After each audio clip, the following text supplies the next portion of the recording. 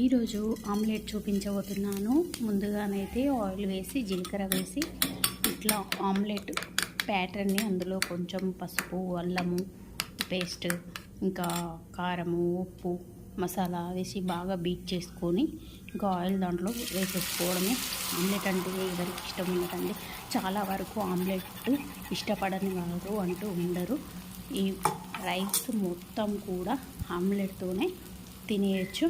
ఒక 2 eggs omelette చేసేసుకుంటే rice మొత్తం సరిపోతుంది. మీరు కూడా ఆమ్లెట్స్ లవర్సా ఇలా ట్రై చేసి తినేసేయండి.